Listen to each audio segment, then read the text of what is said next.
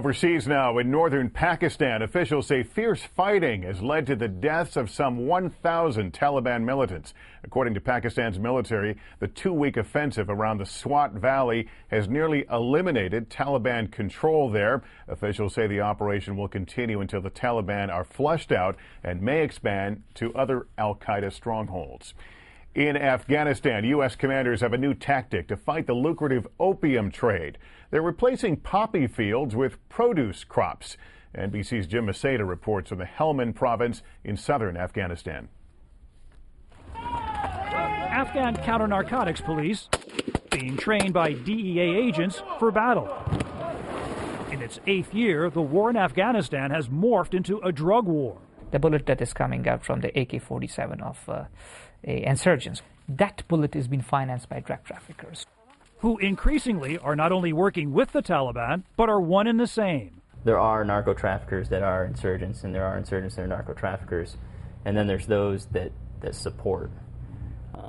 And if they are, then you can go after them. Right.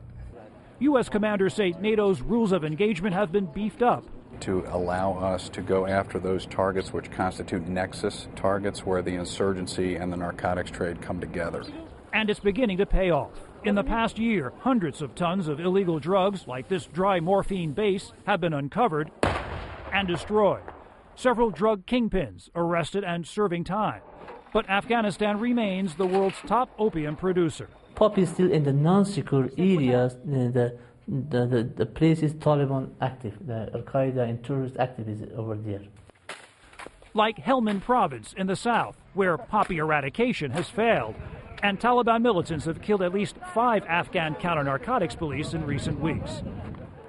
So the U.S. government has shifted tactics to this, a pilot alternative crop farm, part of a new $250 million development plan. I would rather help create, and we're going to do this, Jim, I would rather help create a strong pro-agriculture policy in this predominantly agricultural country. Now, in Helmand, trainee Afghan farmers learn to grow cucumbers, grapes, and lettuce. We'll continue to push farmers to diversify their investment in agriculture, to do vegetables, to do trees, to do vineyards. And even raise chickens, unseen here for decades. This may look like a chicken farm, but for many U.S. officials, this is the end game for the war on drugs. Poultry laying eggs and eating tons of corn and wheat, effectively creating an alternative market to poppy. It's just a start. This may be a vision of what the future holds, but for now, the Taliban is entrenched. The fighting and dying will increase in a land where poppy still rules. Jim Maseda, NBC News, Helmand.